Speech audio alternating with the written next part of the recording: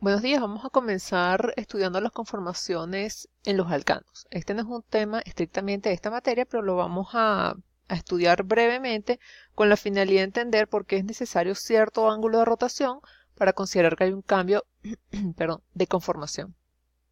La molécula más sencilla es la molécula de etano, en el caso de las estructuras estrictamente orgánicas, y vamos a comenzar entendiendo esta sección para poder hacer una analogía al final con los materiales poliméricos, específicamente con el polietileno. Bueno, el etano entonces es una estructura que tiene dos átomos de carbono, que es básicamente la unión de dos grupos metilos. Cada uno de esos grupos metilos tiene un carbono que está hibridado sp3 y en consecuencia son estructuras tetraédricas. Acá en la figura se les muestra el enlace sigma que existe entre los dos metilos, el ángulo de enlace entre las estructuras y la distancia de enlace carbono-carbono.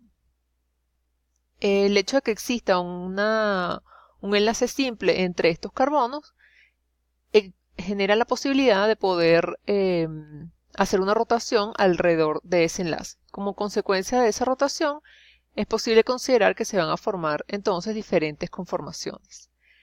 Fíjense que en el caso del etano, que es esta estructura que estamos viendo, vamos a suponer que una de las estructuras permanece estática, mientras que la otra comienza a rotar. Ya vamos a ver por qué está marcado 60 grados y no un ángulo distinto. Fíjense que lo que está rotando es un trozo de la molécula, específicamente un CH3. Es el carbono el que rota, dado que es tetraédrico, hay un movimiento también de los átomos de hidrógeno que están unidos a ese carbono. ¿Qué puede pasar? Bueno, que si usted rota la molécula, es posible que dos átomos de hidrógeno queden uno frente a otro. En ese caso, tiene una conformación eclipsada. O sea, entre esos átomos de hidrógeno hay un ángulo de 0 grados. Mientras que si genera una rotación de uno de los CH3 y mantiene el otro fijo, y el que rota a 60 grados, entonces tendrá una conformación del tipo alternada. Este ángulo que está acá se llama ángulo diedro y es el ángulo que rota uno de los CH3. Las conformaciones tienen diferentes energías y la vamos a ver un poco más adelante.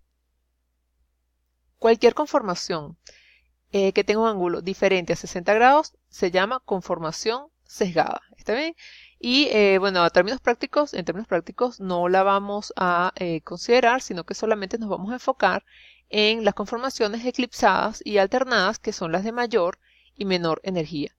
Estas rotaciones que vimos en la parte superior, que básicamente es la rotación de estos trozos de cadena de los CH3, lo podemos ver a través de proyecciones de Newman, que son las que se muestran acá, que hacen una representación evidente de qué tan cercanos están los sustituyentes en las moléculas que está rotando. Este círculo grande representa los átomos de carbono. Como uno de los átomos de carbono está frente al otro, entonces se muestra un solo circulito. Y aquí están los hidrógenos que están rotando en estos dos casos cada 60 grados, y en este caso pues tiene cualquier otro ángulo que sea diferente de 60 grados. Como les comentaba, entonces todas estas estructuras son energéticamente diferentes. Esto nos lleva a hacer un análisis conformacional, el hecho de tener todas estas conformaciones debido a rotación, donde no todas las moléculas pueden adoptar una misma conformación, y eso va a depender de cuáles sean sus sustituyentes. En particular, cuando una molécula rota hacia una conformación eclipsada, su energía potencial aumenta, lo cual es evidencia de la resistencia a la rotación. O sea, la estructura prefiere no tener sus sustituyentes alineados uno frente a otro. Es más favorable energéticamente que los sustituyentes estén lo más lejos posible. Esta resistencia a la torsión, como les coloqué acá, se denomina tensión torsional, mientras que la energía necesaria para hacer el giro se llama energía torsional. Muy bien, aquí tienen pues algunos datos para que si les hace más fácil leer, pero básicamente eso es lo que estamos viendo acá. Aquí estamos viendo cuáles son las diferencias en la energía que tienen los diferentes cambios de conformación. Fíjense que cuando se tienen las conformaciones eclipsadas, se tienen los mayores valores de energía, mientras que cuando se tienen las conformaciones alternadas, la de 60 es equivalente a la de 180 grados, siempre y cuando todos los átomos sustituyentes sean iguales. En este caso son átomos de hidrógeno. Las conformaciones alternadas entonces son las que tienen menor energía, perdón, y por lo tanto son las estructuras más estables y son las favoritas.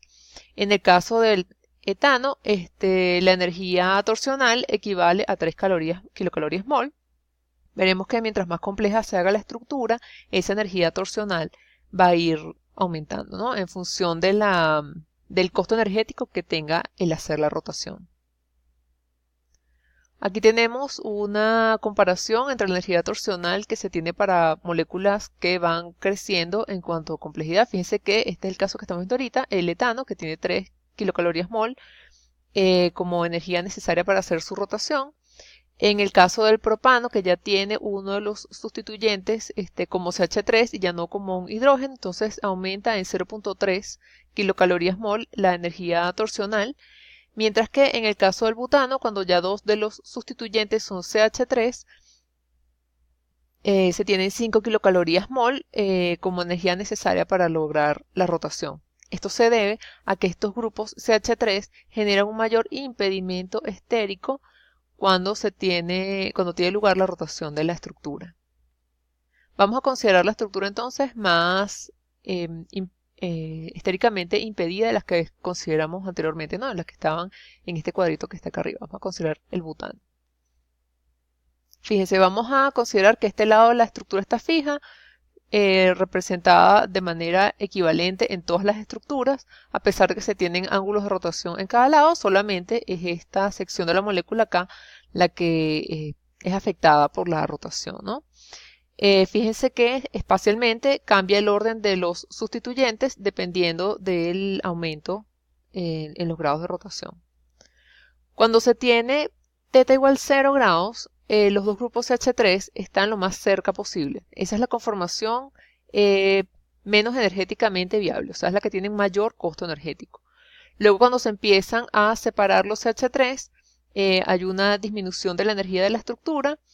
En el caso de θ igual 120 grados, ya lo vamos a ver en un gráfico más abajo, aquí se encuentra parcialmente eclipsada, en el sentido de que los átomos que se están viendo uno frente al otro no son los más voluminosos, aunque esa estructura pues sí es eclipsada, ¿no? Pero no es la más impedida. La más impedida es esta que está acá, que tiene los dos sustituyentes CH3. Mientras que esta conformación en la que los CH3 se encuentran lo más lejos posible es, por supuesto, la que tiene menor energía. Lo vemos acá como un resumen en esta tablita que está aquí. Fíjense que para las conformaciones totalmente eclipsadas, que son a 0 grados y a 360 grados, se tiene la mayor energía. Son 5 kilocalorías mol, como habíamos dicho anteriormente en el cuadro resumen.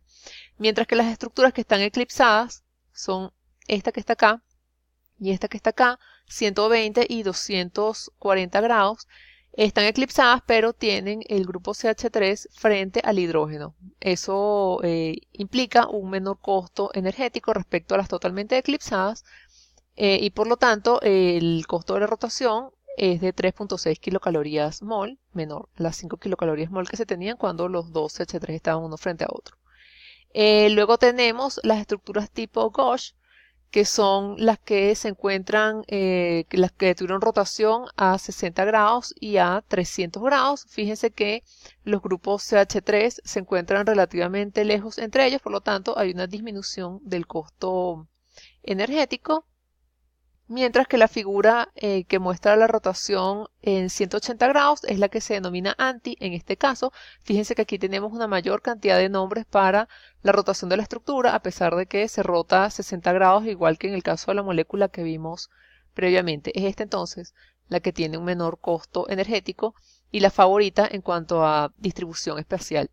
En consecuencia, siempre que se tenga una estructura, lo más probable es que mantenga a los sustituyentes lo más lejos posible.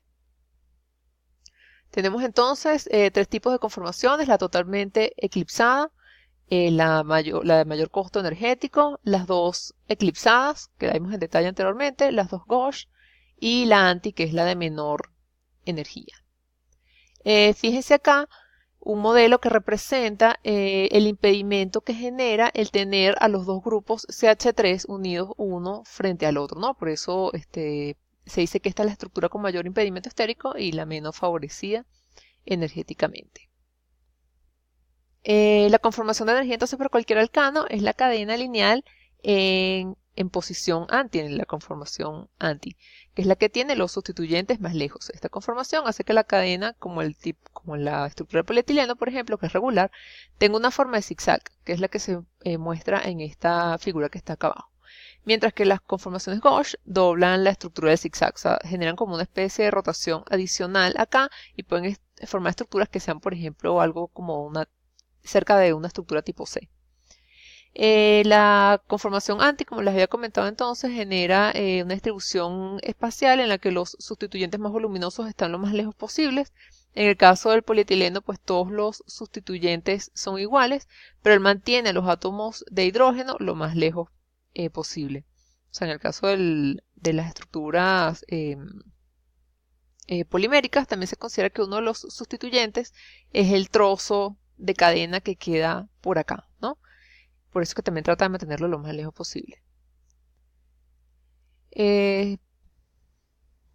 Entonces, dado que por cada rotación de 60 grados, que las vimos en detalle, si tienen cambios de conformaciones de las más estables hasta la menos estable, entonces veremos en algunos problemas a nivel polimérico que la condición requerida para considerar que hay una rotación es que el ángulo de rotación sea al menos de 60 grados. Si no se llega a 60 grados, se considera que no hay rotación en la estructura.